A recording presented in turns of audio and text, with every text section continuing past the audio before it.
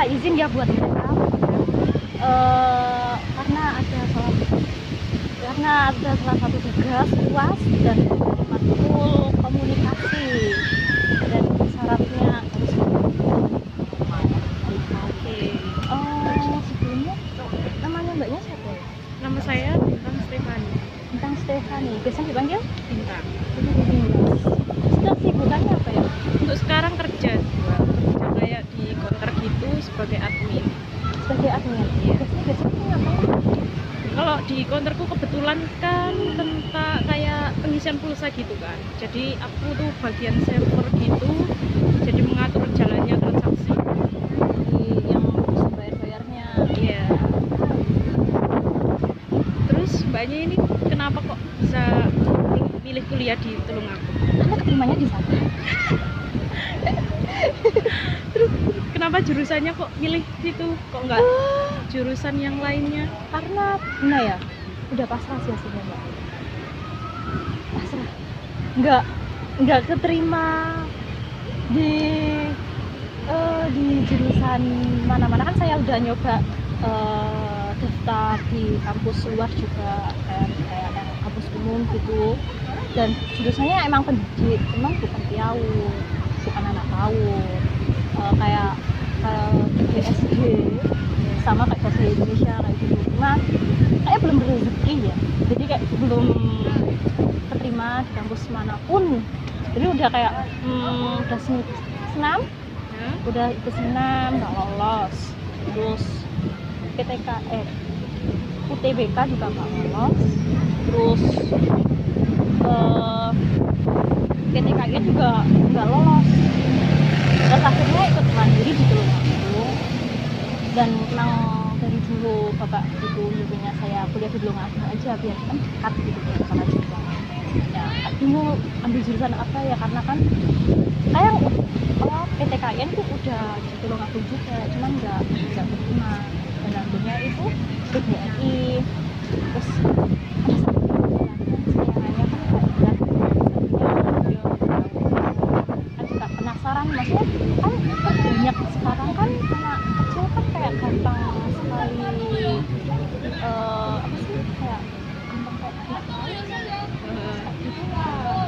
Kayak penasaran loh, kenapa maksudnya cara mengatasi juga anak kecil kayak gitu, kayak apa kan sekarang kan kayak cara mendidik juga kan kebanyakan Ya sih, gak sesuai kayak parenting yang diajarkan kan. Iya, gak sesuai gitu loh. Terus juga yang kan banyak kan guru, bener sih, jadi guru PAUD itu gajinya itu kecil banget dari pendidik.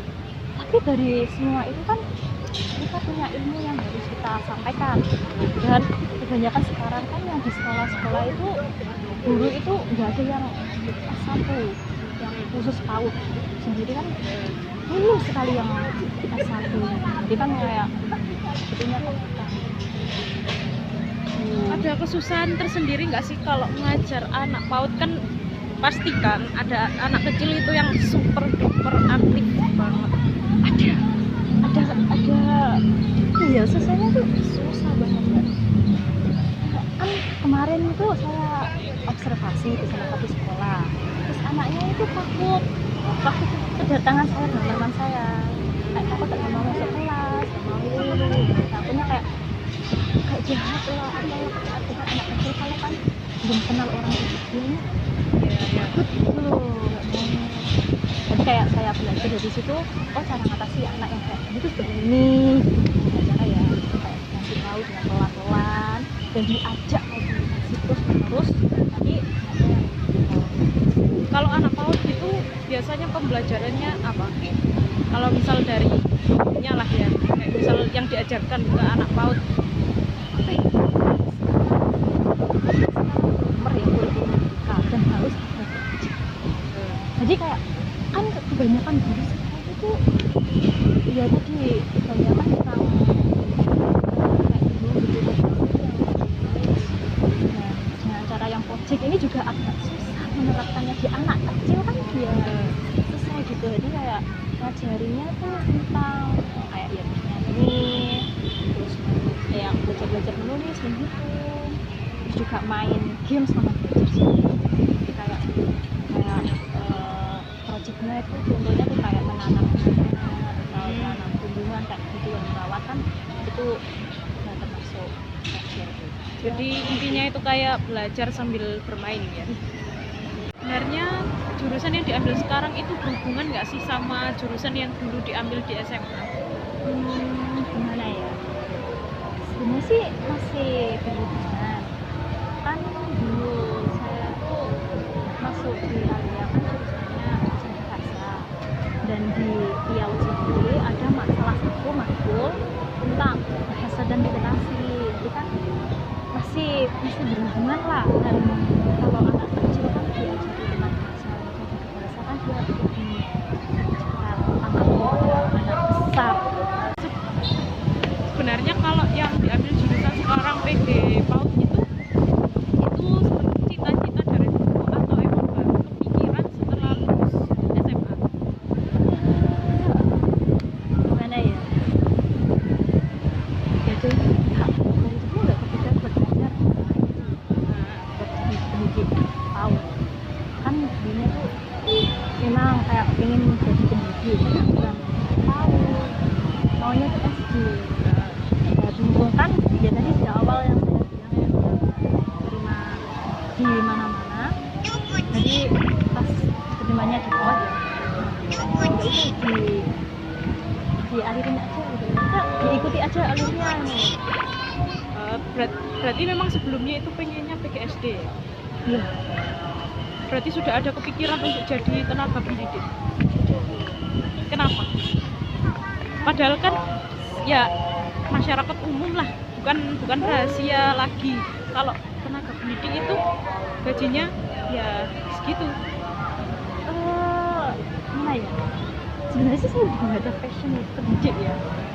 Dan tentang gaji, jujur saja saya nggak begitu minat tentang gajinya tuh.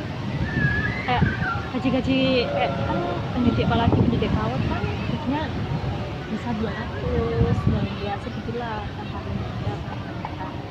Jadi kayak di luar dari gaji itu kan kayak apa sih, kayak ilmu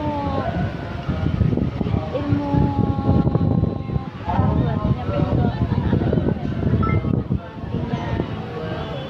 Dan itu sih coba gimana ya Mbak ya,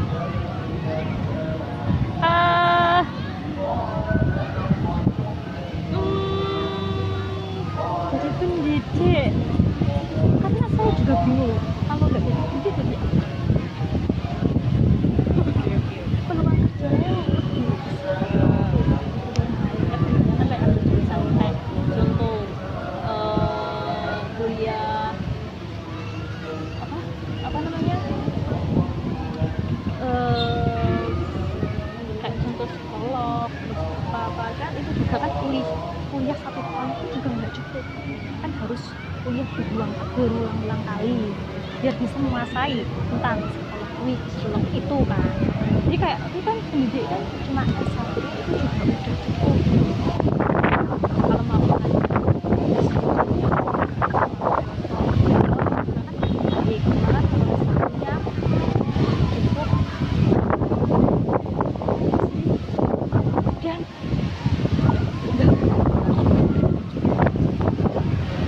kan jelas gitu loh kan, materi-materinya, pembelajarannya itu semuanya kan jelas mudah dari pemerintah.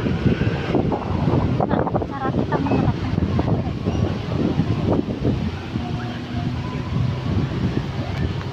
iya jadi oh iya, kalau saya sendiri jadi admin dari salah satu kantor. Kalau kesusahan itu pasti ada ya, setiap kerjaan pasti ada susahnya. Paling kalau lagi berhubungan sama uang pasti Iya sih, karena berhubungan sama uang itu harus teliti banget. Dan ya kalau kan kebetulan jadi admin, jadi kan berhubungan sama orang juga, tapi via online ya. Tapi namanya orang kan pasti ada pertanyaan yang kadang nggak bisa kita pikirkan, atau kadang ada pertanyaan yang susah dijawab. Ya itu sih paling kesulitan. Jam kerja operasionalnya sampai kayak mulai jam berapa terus selesainya jam berapa? Kalau di kantor tempat kerja itu kebetulan ada 2 shift. Yang pertama itu shift pagi, itu masuknya setengah 7 pagi sampai jam setengah 3 sore. Terus shift kedua itu setengah 3 sore sampai jam 9 malam. Lumayan malam ya.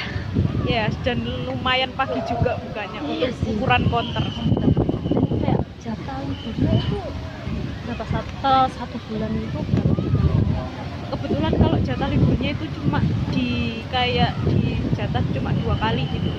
Setiap 1 bulannya itu terserah mau diambil atau enggak, tapi kebanyakan sih karena ya mungkin terbatas juga untuk gajinya ya, jadinya jarang diambil. Jadi mana juga jarang ambil Ya cuti itu, jarang hari ambil libur cuti. Kayak lebih baik ya udah masuk aja lah daripada terpotong kan. ya. Oh jadi dipotong kalau ambil. Ya kalau misal kayak gajinya harusnya kan liburnya 2 kali itu misal kayak 200, misal aja kayak gitu. Jadi itu cuma ya dapatnya 200 itu, kecuali kalau memang nggak libur ya. Kalau nggak libur itu 1 harinya itu dihitung lembur, jadi kan kita dapat uang tambahan. Oh satu berarti bulan. jadi dihitung lembur gitu. Iya, jadi kayak lebih baik ya masuk aja daripada Kepotong kan kalau nggak ada urusan sih lebih baik ya masuk aja. Kenapa ambil maksudnya pilih kerja jadi admin counter juga sama cewek? Ya karena pertama kan karena orang tua ya nggak bolehin kerja. Dulu tuh pernah pengennya itu kerja di pabrik, tapi karena orang tua nggak bolehin kerja di pabrik, jadinya ya udah ambil kerja yang paling dekat aja. Jadi akhirnya jadi admin counter. Iya, karena kebetulan deket kan, dari rumah cuma 5 menitan aja. Ya jadinya kayak berangkat atau pulangnya itu cepet lah. Kerjanya mantap. Makasih Mbak ya. Ya Maaf sama. merepotin.